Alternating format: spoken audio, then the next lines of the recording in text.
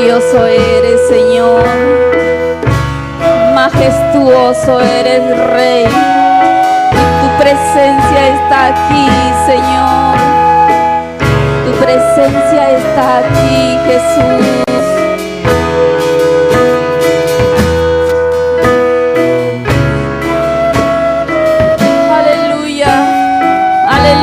Jesús,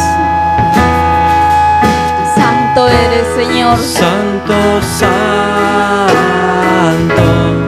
poderoso Dios. Nadie hay como tú. Aleluya, has venido a yo te adoraré, Santo, Santo, poderoso Dios. Nadie hay como tú. Aleluya, has venido a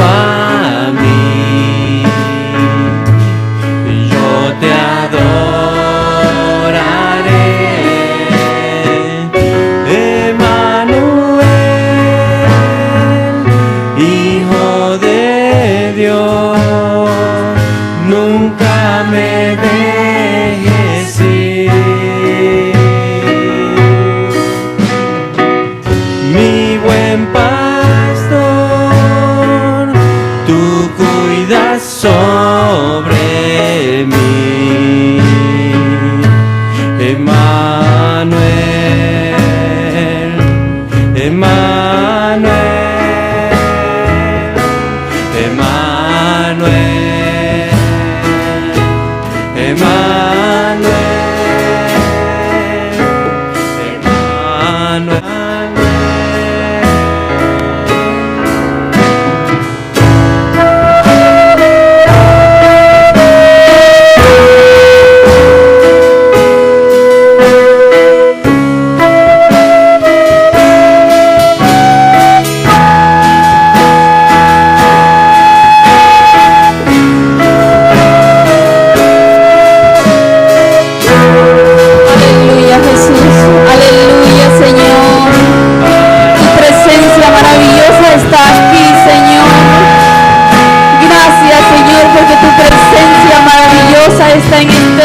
Jesús, te adoramos a ti, Señor, y te exaltamos a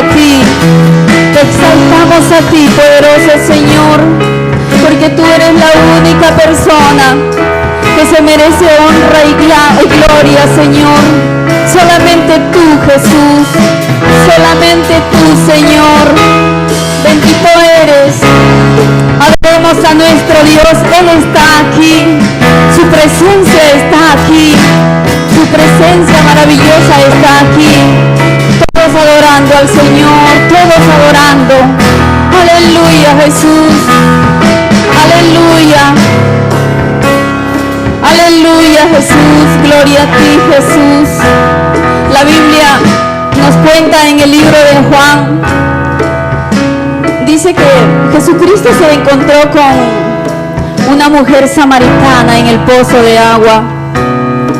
Y Jesucristo le dijo toda su vida lo que le había pasado. Entonces ella le reconoció como profeta y le dijo: Señor, los judíos dicen que se adoran en Jerusalén, en el monte de Jerusalén, pero nosotros decimos que aquí es donde se debe adorar a Dios. Entonces Jesús le dijo: mujer, llegará la hora donde no se adore ni en Jerusalén ni aquí. Llegará la hora donde no se adore en ninguno de esos lugares, porque el Padre está buscando verdaderos adoradores, adoradores que le busquen, que le adoren en espíritu y en verdad, porque Él es espíritu y Él necesita que le adoren en espíritu y en verdad. Y nosotros como creyentes, como cristianos, podemos adorarle a Él. Nosotros que tenemos a Cristo en nuestro corazón podemos adorarle en espíritu y en verdad. corazón, de lo más profundo de nuestro ser, saquemos esas palabras bellas para Él. Adorémosle a Él, Él está aquí, Él está aquí. Aleluya, Señor. Maravilloso eres, Jesús. Maravilloso eres, mi Rey. Poderoso eres tú, Señor. Eres el Rey más grande en todo el universo, Señor. Te adoramos a ti, Jesús. Te adoramos, Señor. Tú estás aquí, Señor. Maravilloso Dios, tú estás aquí. Aleluya. Aleluya, Jesús. Santo eres, Señor. Santo eres, Jesús. Aleluya. Santo. Santo, santo, poderoso Dios. Nadie hay como tú.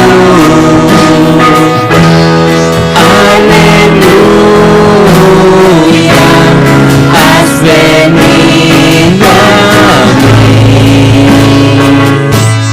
Yo te adoraré. Santo, santo, poderoso Dios. Nadie hay como tú.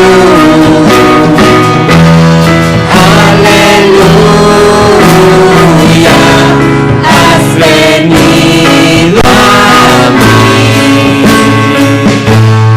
Yo te adoraré. Emmanuel, Hijo de Dios, nunca me dejes ir.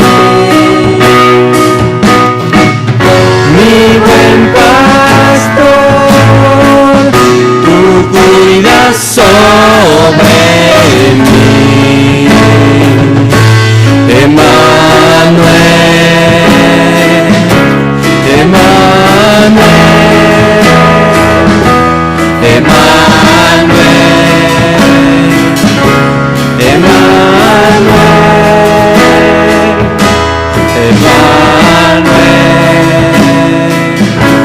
Emmanuel, Emmanuel,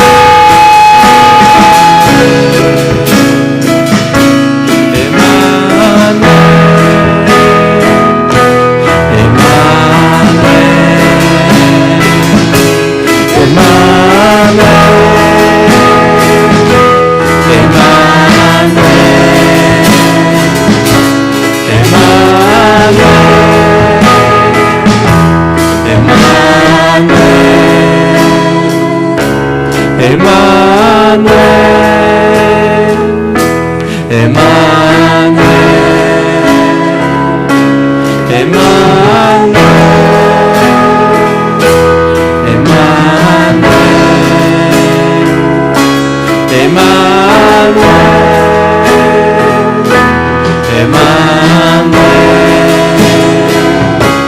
Emmanuel.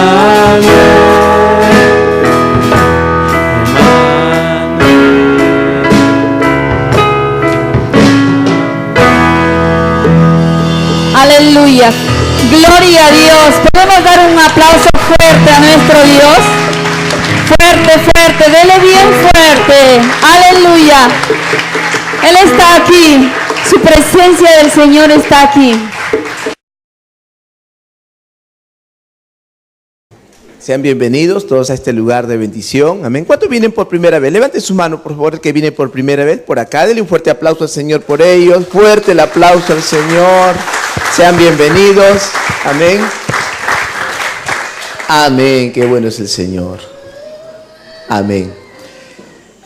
Esta mañana vamos a poder compartir un tema que es muy importante para la vida de todo creyente y para toda persona que necesita de Jesús, que puedan entender del plan de salvación que tiene para la vida del hombre.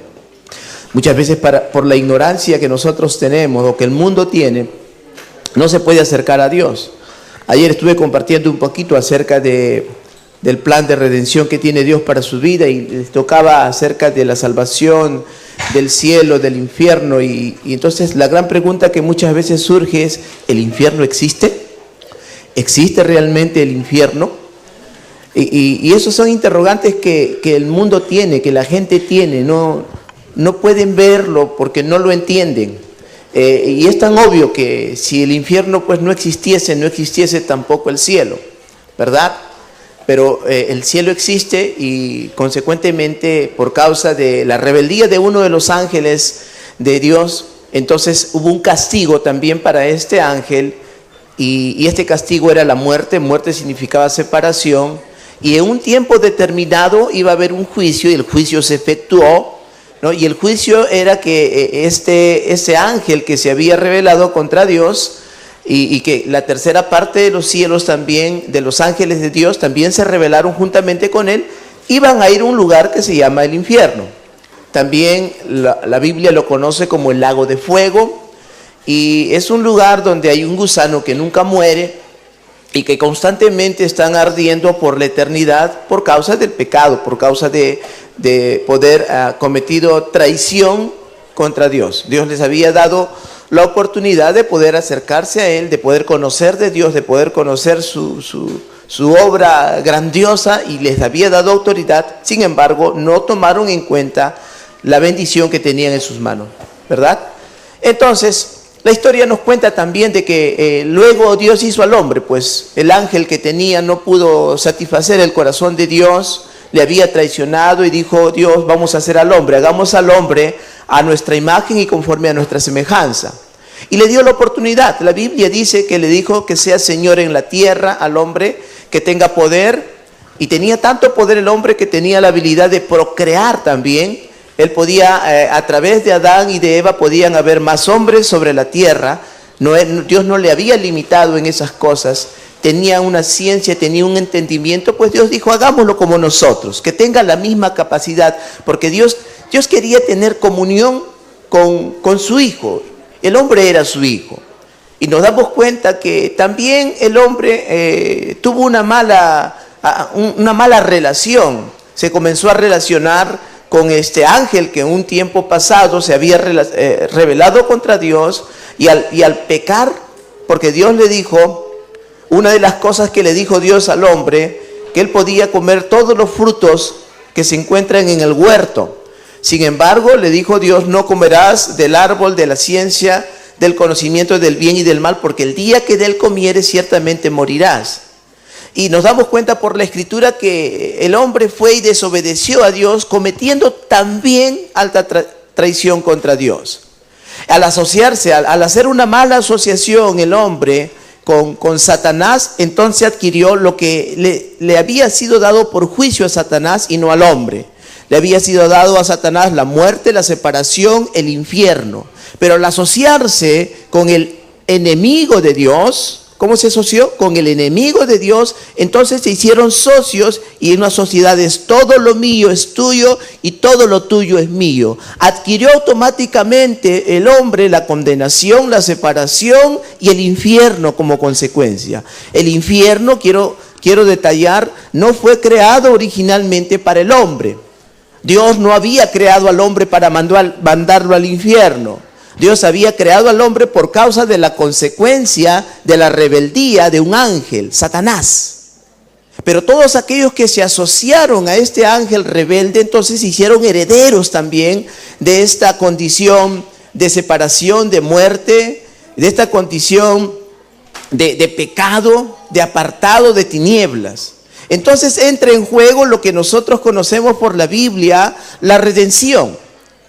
La redención no es otra cosa que la salvación. La salvación o el pago del precio del pecado en rescate del hombre. El hombre trató por mucho tiempo de poder acercarse a Dios haciendo cosas, haciendo obras, ofreciendo sacrificios, levantando altares. Sin embargo, nunca lograron acercarse a Dios para ser justos.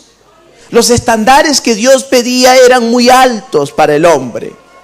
El hombre, créame, se esforzaba por hacerlo. Y Dios, al ver que el hombre no podía hacerlo, entonces le dio una provisión. Es más, esta provisión fue dada desde el mismo huerto en Edén. Pues la redención es una de las promesas anunciadas y dadas por Dios en beneficio del hombre en el huerto de Edén. El mismo día que Eva pecó, la Biblia dice que ella oyó la voz de la serpiente y compartió también con su marido del fruto. Ese mismo día entonces Dios había provisto una redención. El día que el hombre se había apartado, Dios hizo una provisión de redención para el hombre. Era una promesa, todavía no se había cumplido. Tenía que cumplirse en el lapso del tiempo que Dios había anunciado. El hombre tenía que ser redimido. La palabra redimir viene de la raíz griega gaal. Y esto significa volver a comprar. Algo que ya era suyo, volverlo a comprar. Eso hizo Dios. El hombre era suyo. La Biblia dice que Él lo hizo. Él creó el hombre para la alabanza de la gloria de su gracia, dice la Escritura. Pero el hombre, por causa de la desobediencia, se perdió, se apartó y ahora quedó bajo la esclavitud del diablo, bajo la esclavitud del pecado. Entonces Dios le dio una promesa de redención que en el original griego significa gaal. Esto significa volver a comprar, liberar, aliviar, regresar a su estado original en la cual el hombre se encontraba. También significa vengar, asumir responsabilidades de pariente. Es decir, nadie podía redimir a una persona a no ser que sea su pariente. Esto era una ley en el tiempo de los judíos, cuando fue dada la ley para los judíos. Habían personas que se endeudaban. Habían personas que se endeudaban al punto de que se vendían a sí mismos. Así que cuando se vendían quedaban bajo esclavitud. Esto es algo similar a estar bajo la esclavitud del pecado. Y ellos podían ser salvados o redimidos después de 50 años de vivir en esclavitud. Se llamaba el año de jubileo. Después de 50 años, si tú eras esclavo, dejabas de ser esclavo y te convertías en una persona libre. Algunos no podían ser libres nunca porque no llegaban a los 50 años, porque algunos se hacían esclavos a los 70, 70, de acuerdo a la edad que se convertían en esclavos. Así que vivían como esclavos todo el tiempo. Otros, por causa de que tenían un pariente cercano, un familiar, que podrían ser pues padres, hermanos, abuelos, primos, un pariente, y que tenía la economía y la capacidad para poder redimir a la persona, lo redimía. La redención consistía en el pago de un jornalero durante los años de esclavitud que se encontraba esta persona. Si usted tenía 30 años de esclavo, entonces contábamos los 30 años del salario de un obrero y usted tenía que pagar para poder liberar a su pariente más cercano. Entonces los que económicamente tenían dinero liberaban a sus parientes. Los que no tenían, entonces se quedaban en esclavitud esperando el año de jubileo. Pero muy bien, esto era más o menos una imagen de lo que Dios quería dar para la salvación del hombre en estos tiempos. Dice Job también hablaba de esto en el capítulo 19 y el versículo 25. ¿Cuántos tienen su Biblia en mano? Hágame ver su Biblia. Amén. vamos a hacer nuestra confesión. ¿Qué les parece?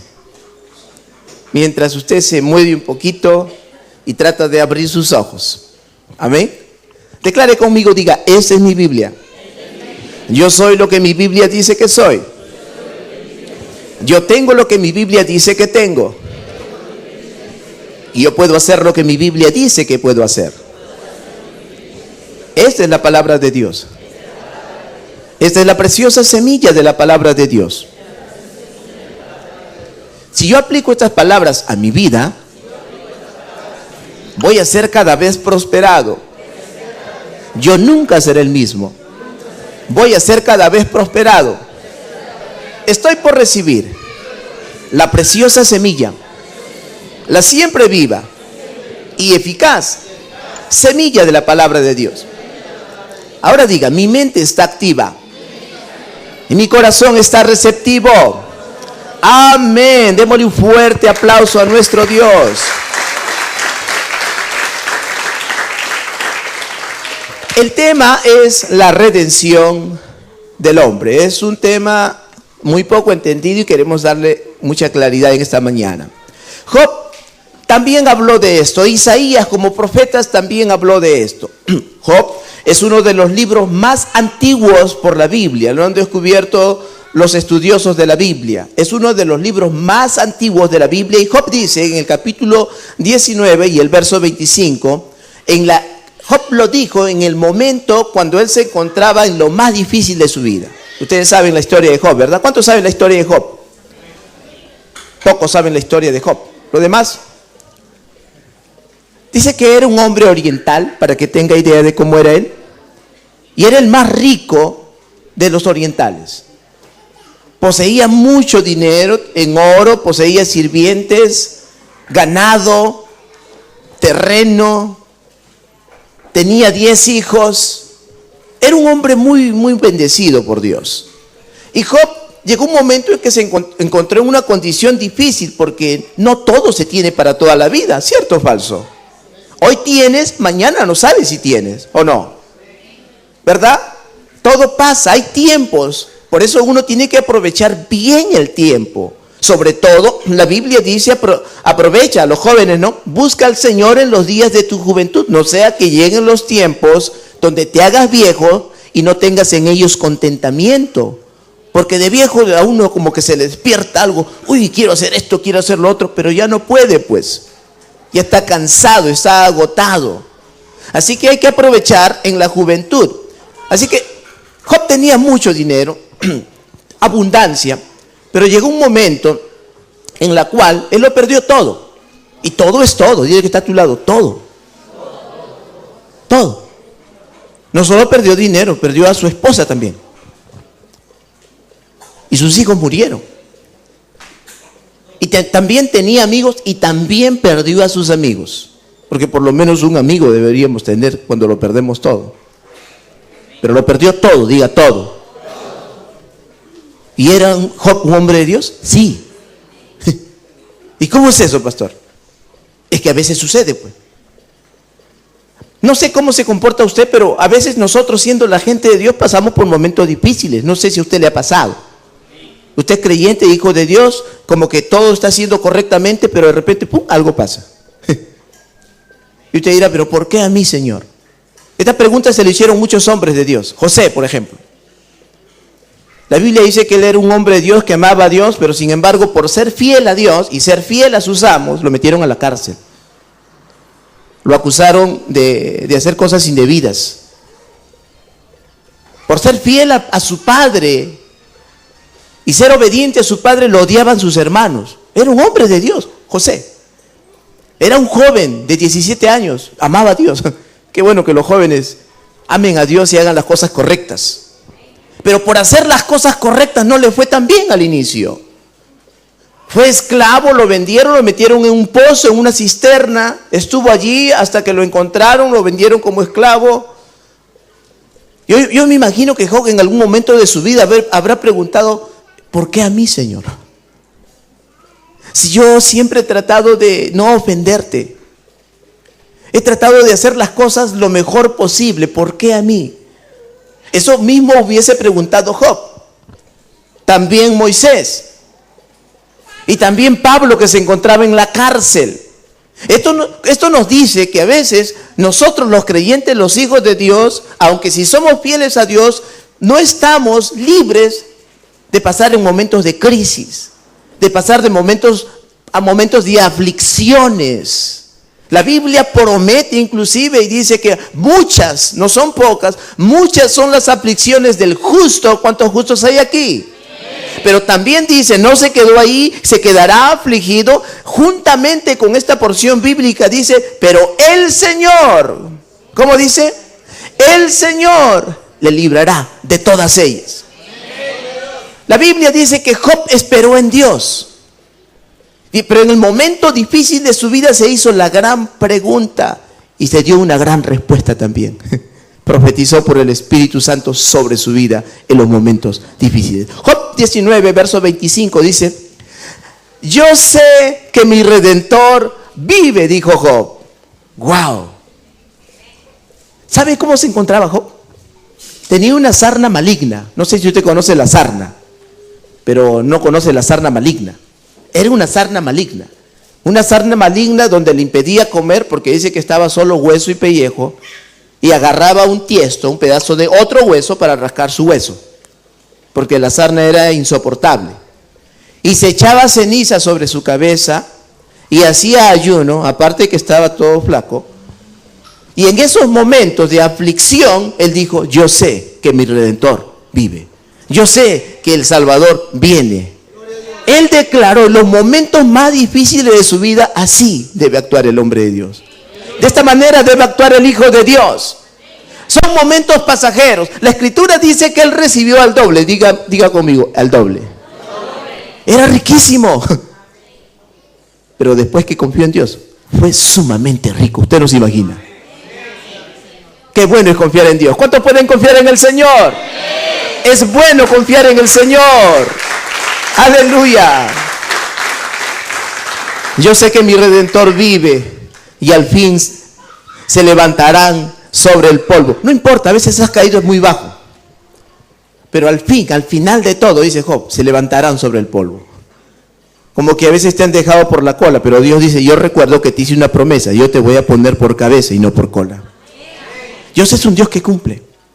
Dios es un Dios que la Biblia dice que los cielos y la tierra pasarán, pero que sus palabras, sus promesas que hizo aún desde el inicio del pecado del hombre, no importando que el hombre fue pecador, Dios le prometió redención.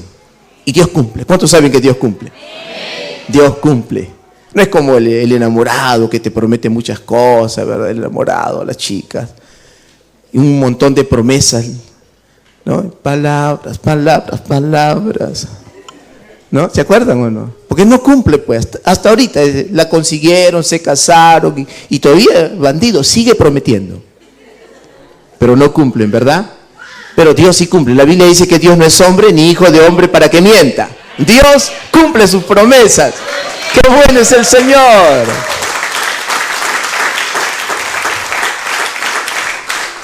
La redención en los tiempos antiguos, en el tiempo bíblico, cuenta de esta manera, que esto ocurría, por ejemplo, en el caso de Ruth. Si ustedes me acompañan al libro de Ruth, al capítulo 2 y el versículo del 17 en adelante, Ruth. Algunos no sabían que ese libro estaba en la Biblia, pero ahí está, es Ruth, amén. Del 17 al 20, dice, espigó pues en el campo hasta la noche y desgranó lo que había recogido y fue como un efa de cebada. Y lo tomó y se fue a la ciudad y su suegra vio lo que había recogido, sacó también luego lo que le había sobrado después de haber quedado saciada y se lo dio. Y le dijo su suegra, estamos hablando aquí a Noemí, que era la suegra, ¿dónde has espigado hoy? ¿Y dónde has trabajado? Bendito sea el que te ha reconocido. Es vos se llamaba. A su suegra, y dijo Noemí a su nuera, sea bendito de Jehová, pues que no ha rehusado a los vivos la benevolencia que tuvo para con los que han muerto. Después le dijo Noemí, nuestro pariente es aquel varón y uno de los que nos puede redimir. En los tiempos antiguos solo podían redimir a los que se encontraban en esclavitud un pariente cercano. Tenía que ser un pariente, cualquiera no lo podía redimir. O un pariente o a la persona a quien la persona que se hizo esclava se vendió. Se vendió por su propia cuenta, ¿no es cierto? Solamente ellos podían redimirle. El objetivo de este mensaje es que el hombre entienda lo que Dios hizo en rescate por su vida. Necesita entender el plan que Dios tuvo de redención para el hombre, el pago de rescate que Dios hizo para la vida del hombre y cómo Él lo efectuó, y que no existe otro tipo de rescate para la vida del hombre. Comúnmente los hombres están buscando una salida diferente a Dios. Están buscando tratar de justificarse delante de Dios sin hacer lo que Dios nos pide.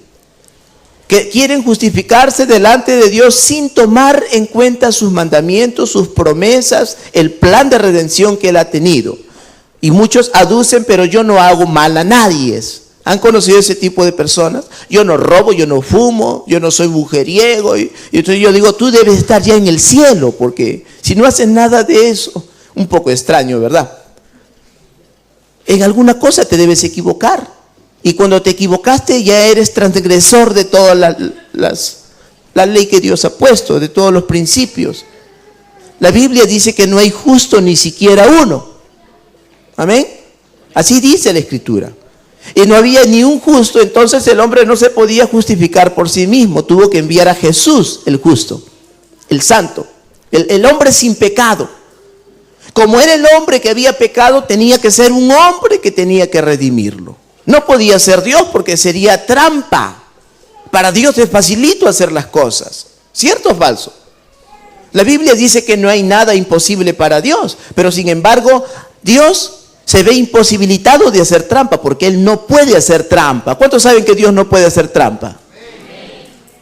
Dios, por ejemplo, no puede mentir.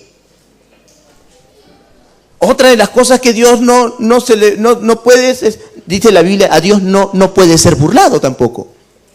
O sea, muchas cosas que Dios no puede hacer. ¿Por qué? Porque Él se ató a su palabra. Su palabra son sus promesas. Dios y su palabra son una misma cosa. Él no va a dejar de cumplir lo que Él prometió. Hebreos capítulo 2, versículo 12, dice aquí, diciendo, anunciaré a mis hermanos tu nombre. En medio de la congregación te alabaré. Esta es una porción bíblica, profética. Aquí Jesús está hablando. Jesús habla de nosotros como nuestro hermano. ¿Cuántos saben que Jesús es nuestro hermano mayor? Amén. Él es nuestro hermano mayor.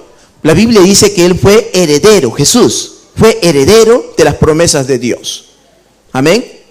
Por eso el Salmo 2.8, Dios le dice, pídeme y te daré por herencia. Salmo 2.8 que dice, allá está, pídeme y te daré por herencia. ¿A quién le está diciendo Dios? A Jesús.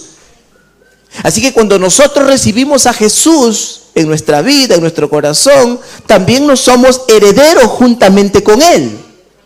Así como cuando el hombre hizo pacto al asociarse con Satanás, se hizo heredero de la muerte eterna y de la condenación. En el momento que el hombre se acerca a Dios para recibirle en su corazón, se hace heredero de las promesas de Dios. Por eso la Biblia dice que Dios lo encerró en Cristo, porque hay un solo mediador entre Dios y los hombres. La Biblia dice Jesucristo, hombre. Jesucristo, hombre. Así que Jesús tuvo que venir diciendo, anunciaré tu palabra, tu nombre a mis hermanos. Juan capítulo 1, versículos del 11 al 13. Juan 1, del 11 al 13, dice, el versículo 11 dice, a lo suyo vino, solo vamos a leer el verso 11, dice, a lo suyo vino y los suyos no le recibieron. Miren, Jesús vino a lo suyo. Él era nuestro pariente, nuestro hermano mayor. Vino a lo suyo, vino por un pueblo, la nación judía, los hebreos, y cuando Él vino, no le creyeron, hasta hoy. Los judíos dicen, no, Jesús todavía no viene. Jesús recién vendrá. Él vino a lo suyo. ¿Para qué vino? Para rescatarlos.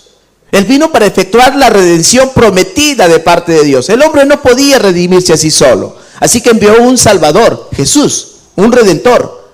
Y el Redentor tenía que cumplir los estándares altos que Dios pedía. Tenía que ser sin pecado. Y en el mundo no había nadie sin pecado. Tenía que ser justo. Y la Biblia dice que no hay justo ni siquiera uno.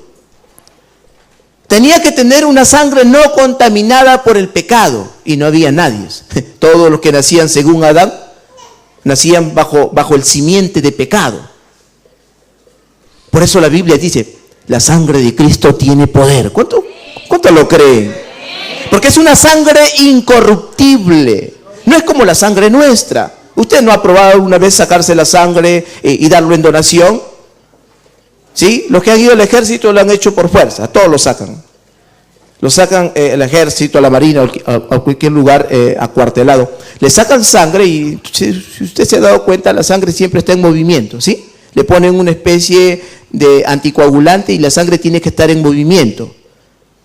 Entonces, tiene que estar en movimiento porque si no se coagula, a pesar de que tiene el anticoagulante. Porque no es una sangre como la sangre de Cristo. No es una sangre viva. Si tú dejas por un tiempo esa sangre ahí, se muere. La vida de la sangre se va y muere. La sangre de Cristo no es así. Así que tenía que ser una sangre incorruptible. Fue la sangre de Cristo. Amén. Qué bueno es el Señor. Y tenía que ser hombre. Y estaban buscando a todos. No encontraban ningún hombre de esa condición. Todos se habían apartado. Cada cual se fue por su camino. Cada uno buscaba lo suyo. Así que tuvo que venir Jesús. Y cuando Él vino, no lo recibieron. Qué terrible, ¿verdad? Cuando Él vino, la gente no lo recibió. Y usted dirá, qué tontos han sido. ¿Cómo no han recibido a su Salvador? Hasta hoy siguen siendo tontos. Anuncias a Jesucristo por la metropolitana, anuncias a Cristo el Redentor en el Duomo, te vas a los parques, anuncias a Cristo y ellos te dicen, anda, háblale a mi cuñado que es un borracho. Háblale a los que están drogadictos. No me hables de Cristo. Siguen siendo tontos. A los suyos vino y los suyos no le recibieron. Hay un grupo de gente que está creyendo. ¿Saben? En estos tiempos usted va y les comparte y como que esta gente comienza a avivar algo en su corazón, en su espíritu. Y usted dirá, ¿qué está pasando? Yo le voy a decir qué está pasando. Estamos viviendo los últimos tiempos. ¿Y cuál es la promesa? La Biblia dice que en los últimos tiempos el pecado abundará. ¿Cuántos saben que el pecado abunda? Wow, se escucha de todo, ¿sí o no? Se casan hombres con hombres, mujeres con mujeres. Se casan 5 o 6 veces. Se divorcian varias veces. Tienen hijos, los abandonan. Muertes, la pedofilia. Un montón de pecado. La promesa es, donde abunda el pecado, sobreabunda la gracia. El Espíritu Santo está tocando a la gente de una manera impresionante. Ellos están siendo tocados. Pero esto no ocurre así nada más. Alguien tiene que abrir su boca. Y lo tiene que hacer el creyente, el Hijo de Dios. Háblale de Cristo a las personas. Donde tú vayas, te invitan a una fiesta, un cumpleaños, tu abuelita cumpleaños. Ahí aprovecha, viene la familia, todas quieren ver a la abuela. Vienen, aprovecha, háblale de Cristo. Te invitan, el bautismo, vamos a bautizar a mi hijito, un cortapelo vamos a hacer, anda. Háblale de Cristo. ¿Saben? La gente tiene mucha ignorancia, no conocen del Señor, no conocen su Redentor. Pero cuando ellos conocen de Cristo, el Espíritu Santo en estos tiempos está siendo impresionante, tocando el corazón de la gente. Usted abra su boca y verá cómo Dios usa su vida. Él lo hará. Colosenses capítulo 1, versículo 9, dice, aquí Pablo hablando de este mismo tema, dice, por lo cual también nosotros, desde el día que lo oímos, no cesamos de orar por vosotros y de pedir que seáis llenos del conocimiento de su voluntad, en toda sabiduría e inteligencia espiritual, para que andéis como es digno del Señor, agradándole en todo, llevando fruto en toda buena obra y creciendo en el conocimiento de Dios, fortalecidos con todo poder conforme a la potencia de su gloria, para toda paciencia y longanimidad, con gozo dando gracias al Padre que nos hizo aptos. Mire lo que dice Pablo, nos hizo aptos, versículo 12, para participar de la herencia de los santos en luz. Pero la pregunta aquí surge, ¿cómo nos hizo aptos para ser herederos de lo que Dios prometió? Versículo 13 dice, el cual nos ha librado de la potestad de las tinieblas y trasladado al reino de su amado Hijo, en quien tenemos redención por su sangre. Gloria a Dios, la redención nos ha hecho aptos. Pablo dice, hermanos, hemos sido redimidos. La sangre de Cristo poderosa nos ha redimido. Ha perdonado el Señor nuestros pecados. El hombre no podía hacerlo por sí mismo, pero vino Jesús y derramó su sangre en la cruz del Calvario y fue suficiente. Nos sacó de las tinieblas, nos llevó a su luz admirable y ahora somos herederos de la justicia. ¡Qué bueno es el Señor! Entonces nos damos cuenta que para poder redimir a alguien tenía que ser un pariente. Y todos se han dado cuenta que Jesús es nuestro pariente, ¿verdad? Él es nuestro hermano mayor. ¿Por qué es nuestro pariente? Porque tenemos un solo Dios. ¿Cuántos saben que hay un solo Dios? Y todos somos hijos de un solo Dios. Rebeldes algunos, pero hijos. Porque la Biblia habla de hijos de desobediencia, habla. Hijos de rebeldía, ¿verdad? Si usted lee Romanos capítulo 1, ahí habla acerca de los hijos de rebeldía, los hijos de desobediencia. Son hijos. Esos que están apartados del Señor son hijos. Por ejemplo, el hijo pródigo. No dejó de ser hijo, era rebelde solamente. Se rebeló, se fue, quiso gastar los bienes de su padre, pero regresó, pero con una actitud de humildad. Qué bueno es Dios. Qué bueno es que aunque si nos equivocamos, Dios espera. ¿Saben que Dios espera? Dios es paciente. ¿Cuántos saben que Dios es paciente? ¿Verdad? A veces a nosotros nos da ganas de actuar ya, pero Dios, espérate un poquito. Tranquilo nomás. Me acuerdo de algo que nos contábamos cuando estábamos jóvenes con mis amigos. No conocíamos a Jesús y hacíamos burla de la palabra del Señor. Y alguien dijo, oye, tú sabías que cuando a Jesús lo iban a apedrear, ¿te acuerdas? Quisieron apedrear y entonces los discípulos decían, Señor, no venga, te van a apedrear. Y Jesús decía, no, dejad que los niños vengan a mí, decía, ¿verdad? No, Señor, te quieren apedrear, tranquilo, dejad que los niños vengan a mí. Pero Señor, dejad que los niños vengan a mí, yo los voy a agarrar y los voy a... ¿No es cierto? Y algunos piensan que esa es la actitud de Dios. No. Dios espera pacientemente con los brazos abiertos para perdonarte. Pero la actitud que tienes que tener es una actitud de reconocimiento del pecado. La Biblia dice que cuando el hijo pródigo de lejos reconoció que sin su padre no tenía nada, dijo, en la casa de mi padre muchas moradas hay, en la casa de mi padre aún los jornaleros comen abundancia de pan, voy a regresar y le voy a decir, Padre, pecado contra el cielo y contra ti. Y cuando él comenzó a venir, el padre de lejos le vio y abrió los brazos. Ese hijo rebelde tomó una decisión. Y tomó la decisión de reconocer su pecado y de venir a los brazos de su padre y de disfrutar de la herencia.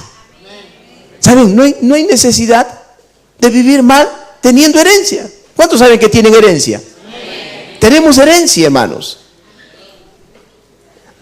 ¿Qué herencia, pastor? Dirá usted. La Biblia dice que Él entregó a su Hijo. Y si nos dio a su Hijo, ¿cómo no nos dará juntamente con Él todas las cosas? Todas las cosas. Diga que está a tu lado, todas las cosas. ¿Lo crees o no?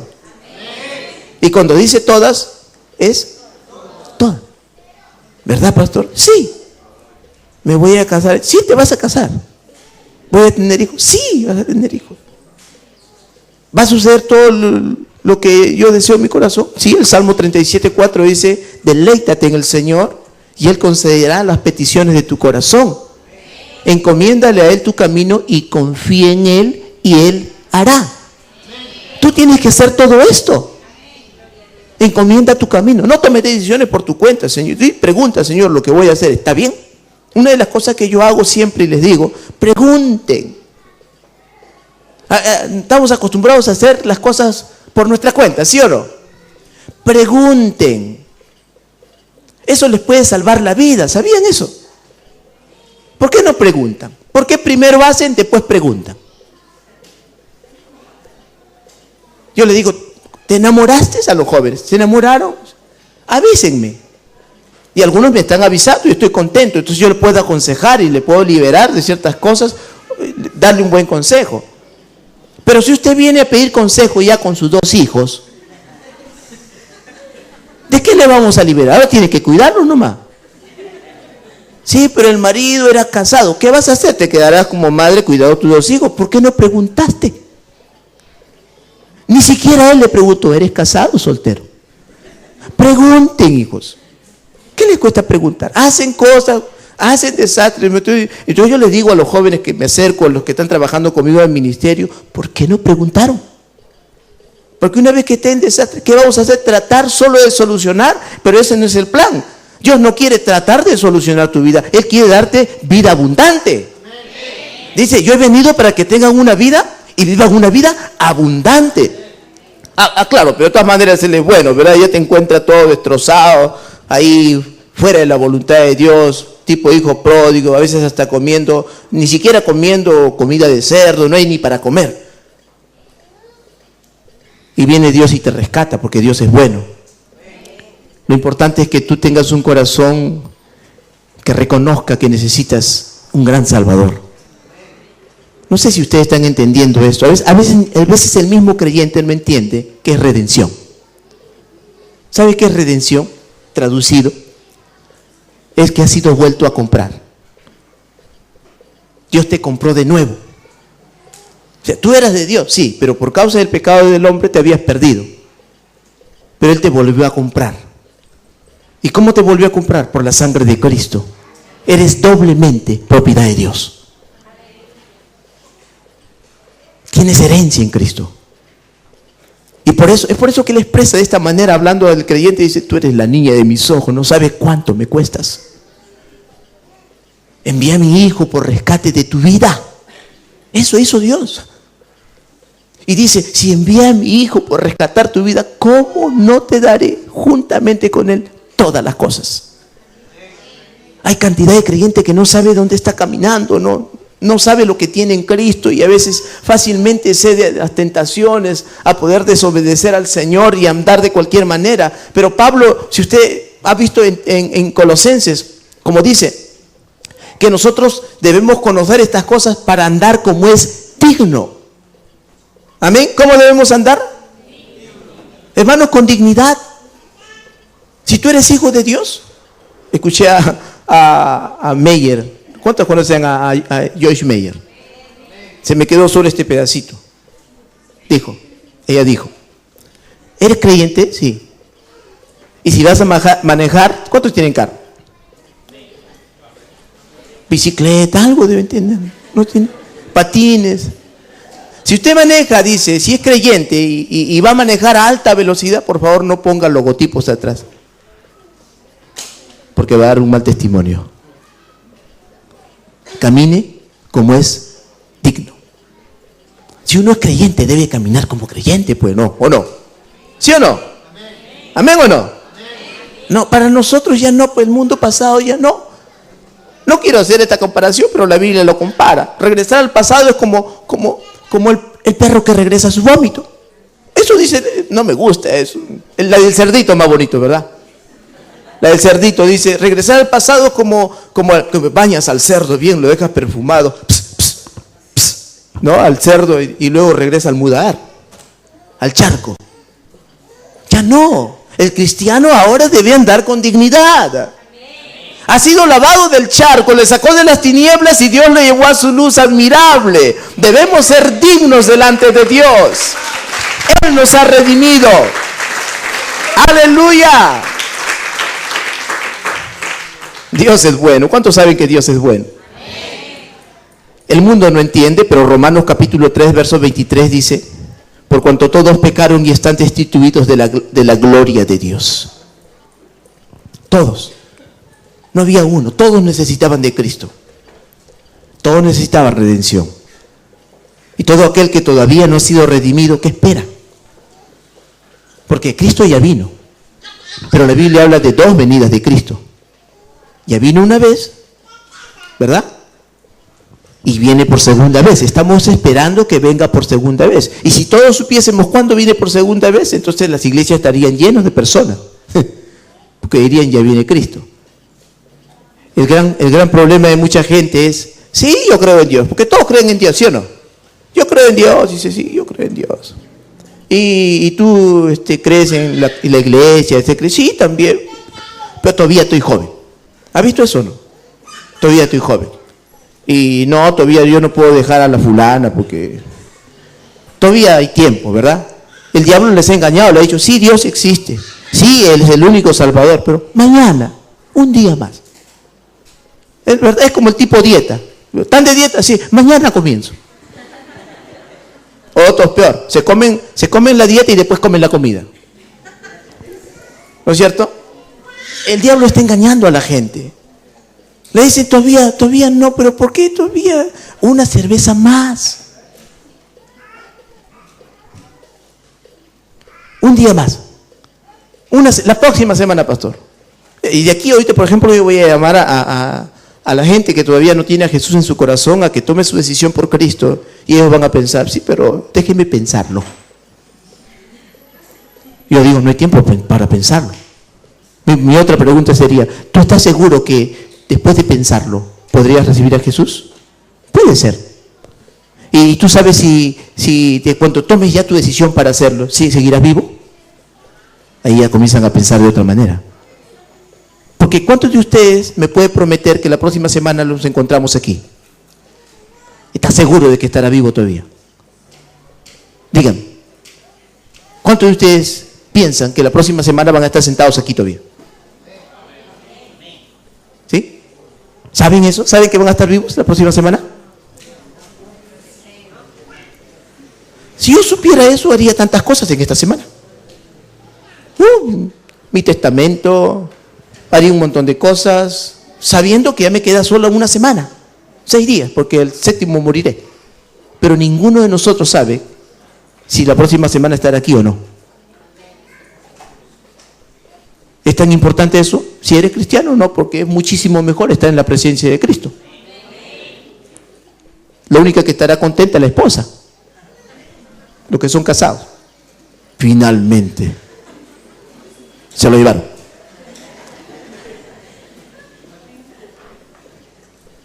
Es una broma, no sé si está mal los esposos. En realidad, eres bonito, tu esposa te dice gordo, pero tú eres bonito.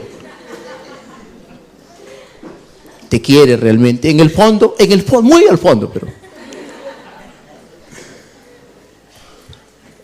pero no estamos seguros de que estemos vivos la próxima semana. Nos conviene tomar una decisión ahora, de abrir nuestro corazón. Y si ya eres cristiano, porque usted dirá, menos mal, eso es solamente para los que no han recibido. Y si ya eres cristiano, te sugiero que andes con dignidad. Te conviene. Que Dios la Biblia, Pablo dice que el Señor nos halle haciendo así. ¿Qué hacían ellos? Predicando la palabra, viviendo correctamente, involucrándose en la obra de Dios. Que no te quede tiempo para estar en cosas que no te convienen. Algunos, yo no sé, cristianos, pero les sobra hasta tiempo para fijarse si el pastor se equivocó de media.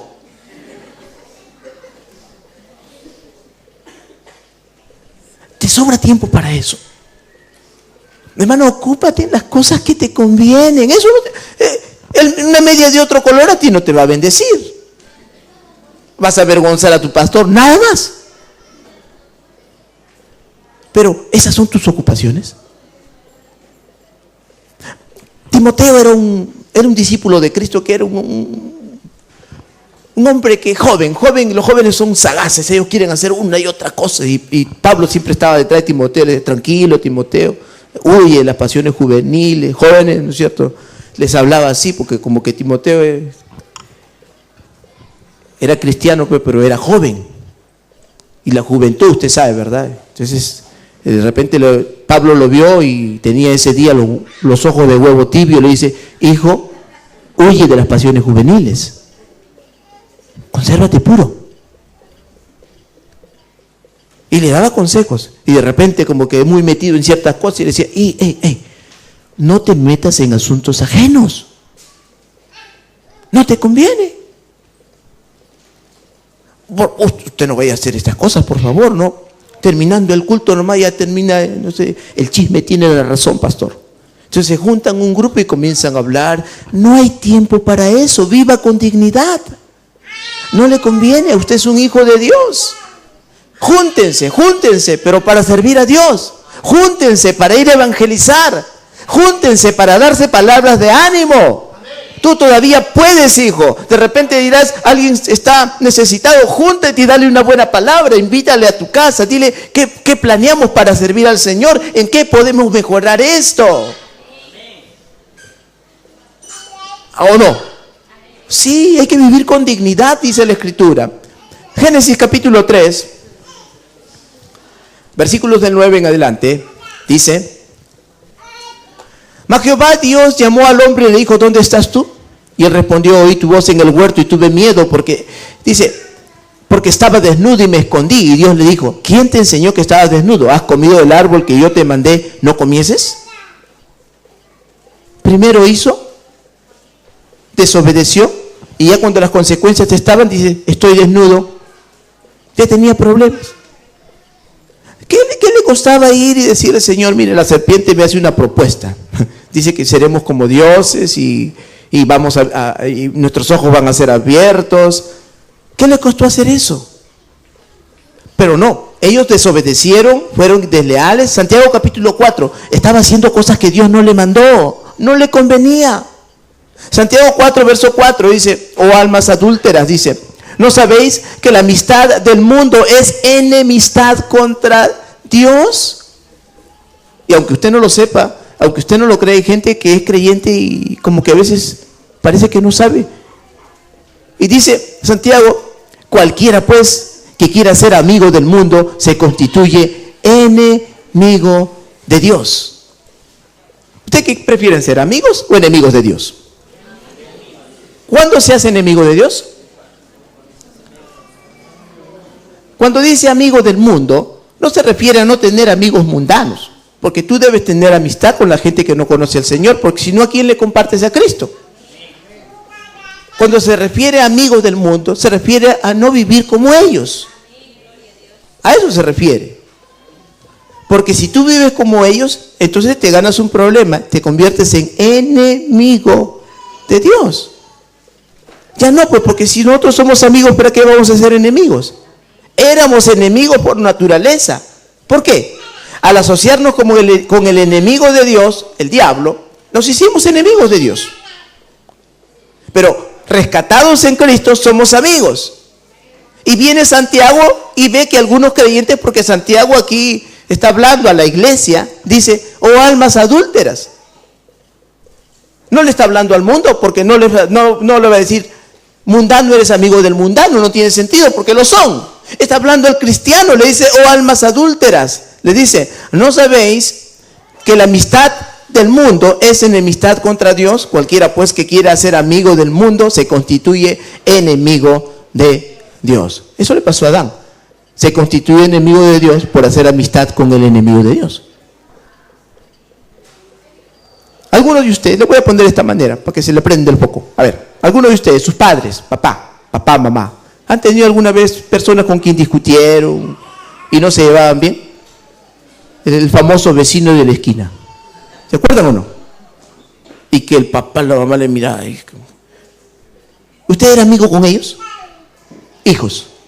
¿Era amigo con el vecino que era enemigo de su papá? No, toda la mancha sale. Peleaba el papá, salía el papá, la mamá y los chiquitos de abajo. Todos eran enemigos. Miren, Dios tenía un enemigo, Satanás. Y el Hijo de Dios, en vez de pelear del lado de Dios, iba con el diablo. Eso hizo Adán. Y se constituyó enemigo de Dios. A la iglesia Santiago le habla y le dice, almas adúlteras. ¿Por qué adúlteras? Porque eran creyentes, pero estaban causando una especie de un compromiso incorrecto. Porque el adulterio surge de un compromiso incorrecto. ¿Qué es adulterio? Adulterio es tener una relación sexual fuera de su matrimonio. Eso es adulterio. Y como que Santiago lo ve de este modo, dice a la iglesia del Señor: ustedes están casados con Cristo, ustedes son la novia de Cristo, compórtense bien. Pero como se comportaban mal, dijo: almas adúlteras. ¿No saben que la amistad con el mundo es enemistad contra Dios?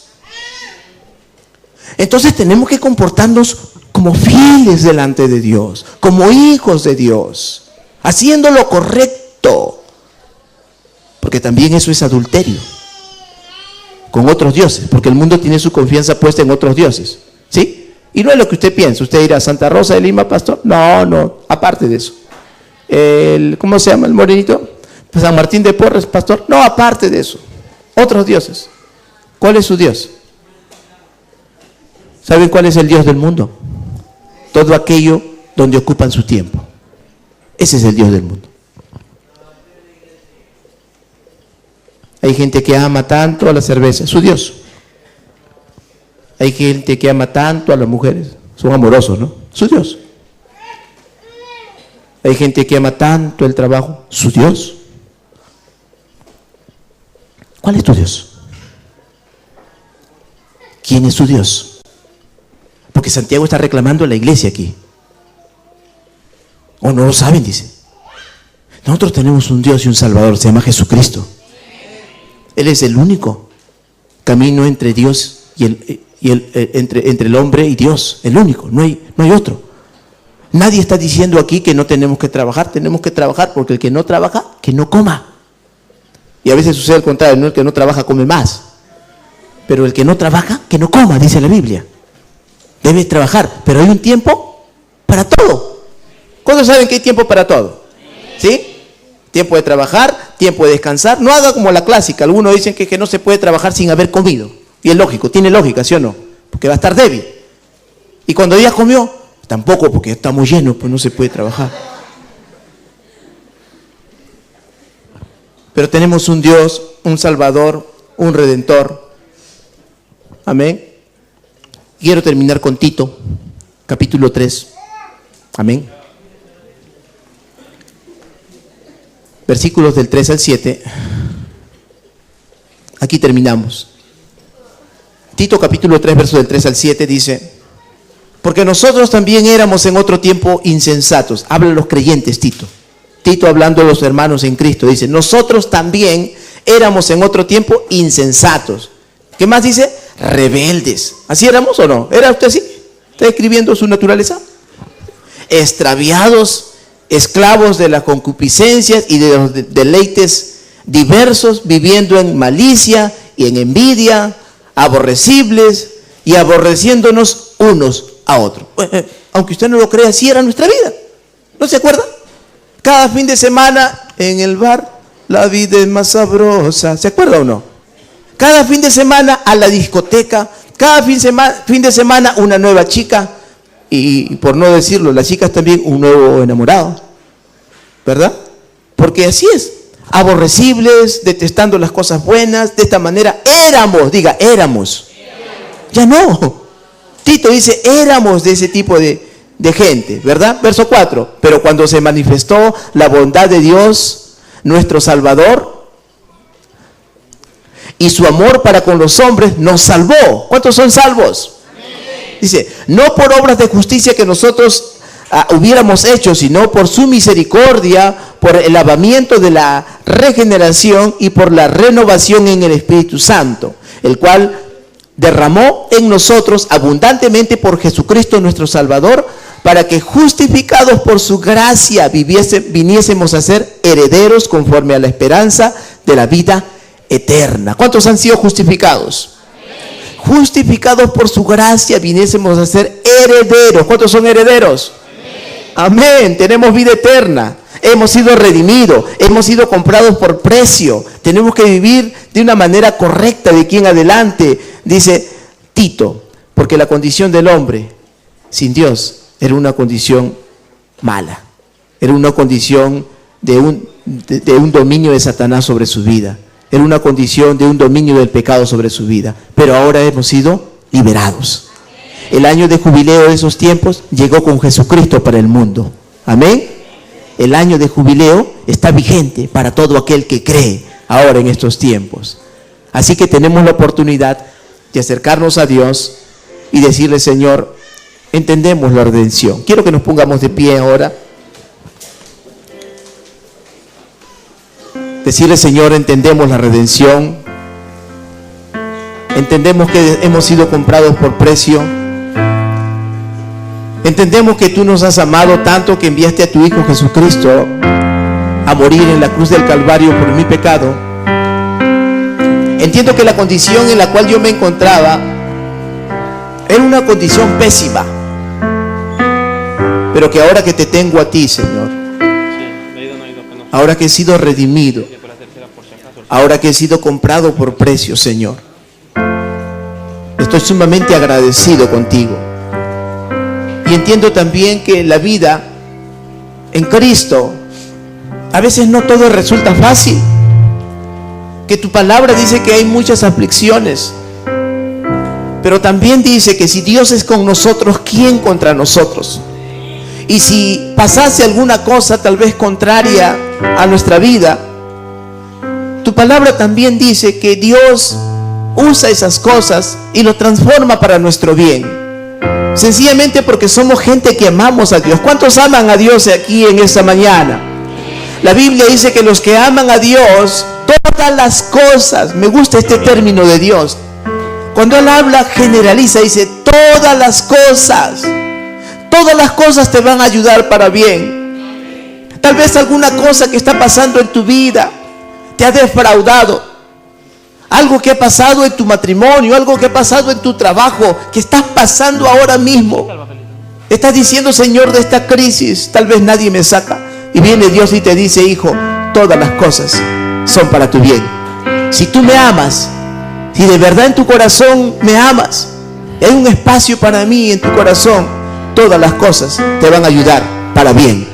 Esta es una promesa de Dios. Gracias, Señor.